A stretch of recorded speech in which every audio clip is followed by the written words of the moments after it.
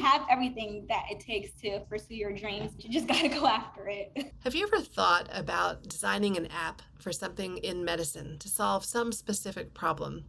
Well, in today's video, I am talking to a PA who has done that. Her name is Rodeline Joseph, and she has developed an app called Medsembly. She's going to tell us what the goal of her app is, her journey to developing this app, what she hopes that the users will get out of it, and what she wants the business to eventually become. So stay tuned to find out how this app may be able to help you, or how you may be able to make some money through the app by helping others.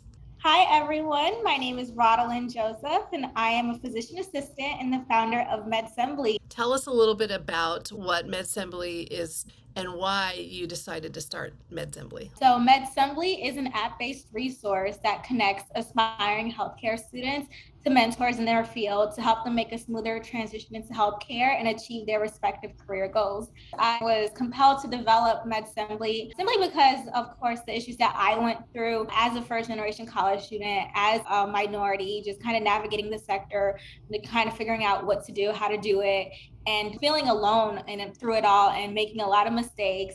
And I found that students still go through the same struggles. And I think the key is to connect them directly with mentors, with professionals that have experienced it firsthand and that can help them succeed. You actually went out and had an app made specifically for this, correct? Yes. Tell us about that process a little bit. Yeah, it was very, very difficult. I am not technical. I am completely new to the tech space. It's really hard to find a good team and people that can, one, understand what you're building and build it and match what's in your brain to life. I went through, I think, like 3 or 4 different developers before I could finally get the app launched. And that was about 2 years of just trying to find people, making mistakes, getting the wrong people, not finishing what they started. If you want to create an app, if you want to create anything that's technological based, really vet whoever you're going to have created. You said it was expensive. Are we talking like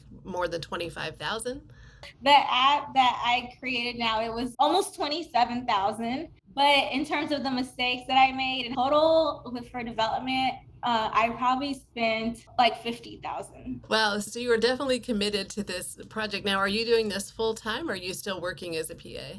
I still work as a PA, but my goal is to do it full time. I'm doing what's called bootstrapping. It's just another word for paying for it yourself. So whatever I make from work, I put into Medsembly. Right now, you said your target users are people who are looking to go to PA school. So we're probably talking more pre-PA students. That's become a pretty big area out there, hasn't it? I don't remember when I went to school that there was much in the way of like pre-PA clubs or anything like that. PA has definitely become more competitive. It's very, hard to get into initially targeting PAs for Medsembly. It's not just because I'm a PA, but because, they need that help. So tell me a little bit about the app. What features does it have and what is it designed to actually help the people navigate? We're actually going to be releasing phase 2 or redesigning the app by late July. But right now, phase 1, there's a mentor side of onboarding and a mentee side of onboarding. Mentors are those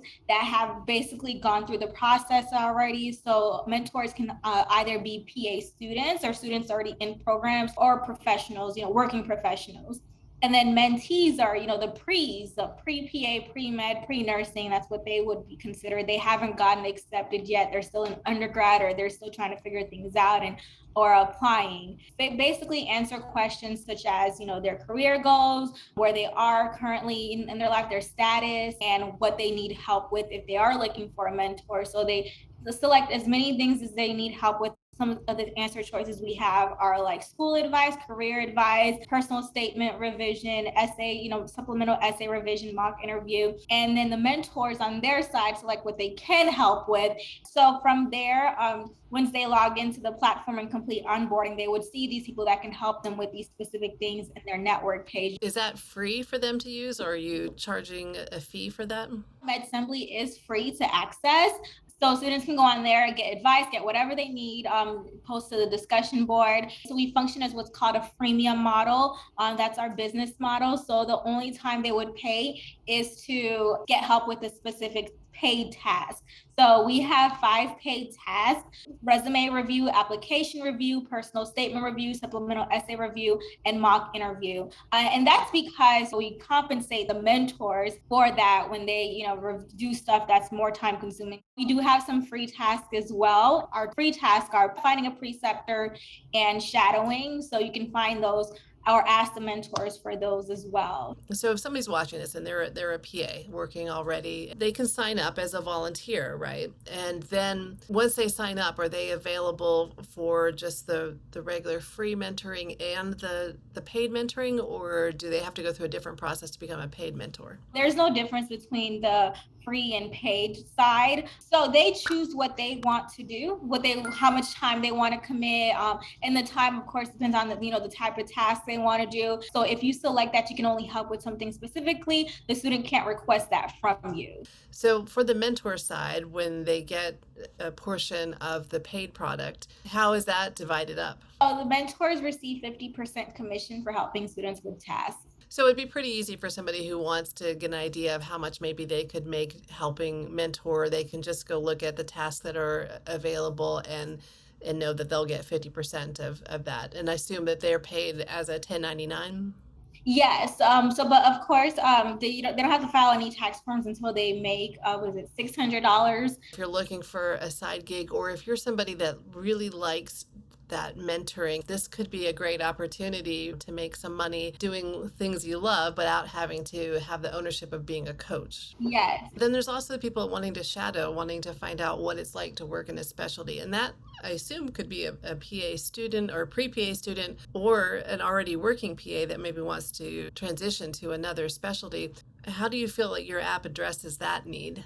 That is one of the features that are problems that we're attacking on the new design. You'll be able to see specific PAs that are there for shadowing, so it's easier for students to find shadowing opportunities. For preceptorship, right now we want to kind of just be the middleman to help find the student and the preceptor, because the school would then have to get involved to set that up and do all the paperwork. So we just kind of match them. But I can definitely see us completing the full process, having a platform for schools as well. Tell us a little bit more about what you see Medsembly becoming as it grows. The point of course, mentorship is not just like, oh, to mentor you and then that's it, but to really create a stronger sector through that, make it easier for students to transition through building the community, through having a village behind them. So that's essentially what we're creating. They'll have that support as they journey through, from being pre-PA to PA students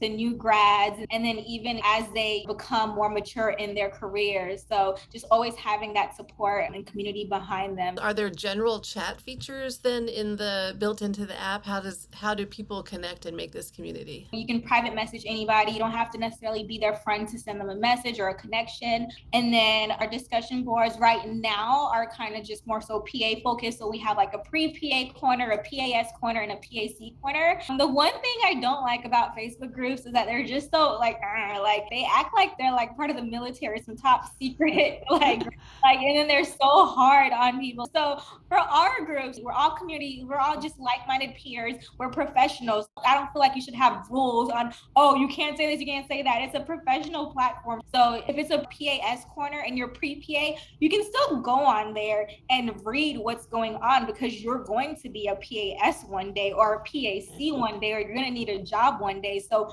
we don't limit our users from going in and out specific groups. And that's also a way of building community and having our students be able to gain more experience, see what professionals are talking about, see what's going on in the working world, see what matters before they get there, and be more equipped to handle it. It's all about sharing knowledge, and we don't at all in any way hinder that. A lot of this focus has been about pre-PAs and people going into PA school and going through the PA school process. But this seems like it's a resource where PAs can actually mentor other PAs. Eventually, I assume that is the goal, to have mentors in all aspects, from pre-PA all the way through PAC. Right. Right. Yes. And just because you're identified as a mentor doesn't mean that you can't connect with someone and message them and have them mentor you. On our new release, we're going to have an area where you'll see colleagues worth connecting with, peers worth connecting with. And, we want to utilize artificial intelligence to learn their behaviors, to learn their needs, and show them these people that's going to help them get where they need to go. Say I want to get into dermatology because that seems what everyone wants to get into, but I could see this being a platform where you can connect with other PACs in dermatology, get some mentorship from them, line up a shadowing experience, or just get advice. Is that what you see eventually? That's exactly what we're doing. As a PA, we have that lateral mobility. We can easily switch specialties, but there's still going to be a learning curve. So being able to go on there and see people like, so say this person, has 20 years experience in dermatology and you're new. So you can just pick their brain and boom, you're getting that, experience and information that you need to kind of get your way into the door of dermatology. With your projections, and I'm sure you've given this a lot of thought before you sunk all this money into it, do you anticipate being able to build a business to an extent where you will actually be able to replace your PA income? Yes, that's my goal. I don't think it'll be possible until I have like a really good team, also get some funding and be able to dedicate that time and get all the resources together to implement that. You mentioned something about a team. Are you doing this all yourself now, or do you have anybody working with you? Right now, I've had to contract people. So I have a development team. I have a social media manager. Other than that, I also have my ambassadors. My ambassadors are like pre-PA, PA student, or PAC ambassadors that basically represent Medsembly and help, spread the word about us. Just thinking about the business model, do you envision there being more paid services in the future? There'll definitely be various paid services. One thing that we also want to do is be able to help connect them better with recruiters, talent acquisition. So that's going to be, the next thing coming on Medsembly. So just stay tuned. Do you have any final thoughts or encouragement to any PAs out there or NPs who have an idea for a business but are a little bit on the fence? Go after it, do your research first, talk to all your potential clients, potential audience. You'll get so much insight from doing that. You'll learn about their needs, you'll learn about what they're looking for, but just go after it. Don't let anything stop you. You have everything that it takes to pursue your dreams. You just got to go after it. And really, probably the most important thing is that the purpose of starting these businesses is to help other people. And that's, I think, the heart of healthcare providers. That's what we like to do. Yes. Yes. Well, it's been great talking to you, Rodeline. Thank you so much. Thank you and good luck to everyone. Medicine is such a vast and complicated field, and there are a million ideas for businesses that can be started. And I'm sure that many of you watching have had ideas about things that need to be created to make things better in the medical world. If you have an idea of something that you've been kicking around in your head, go for it, because who knows how many people's lives you may change with the idea that you have. This really could be a great way for you to feel fulfilled in the field of medicine, to help you earn some side money, or to help you completely replace your PA income. So if you want some other ideas of PAs and NPs that have used their medical knowledge or their insight into medicine to build businesses, then check out these videos here. Thanks for joining me. Don't forget to subscribe, and I'll see you next time on the Medicine Couch. Bye.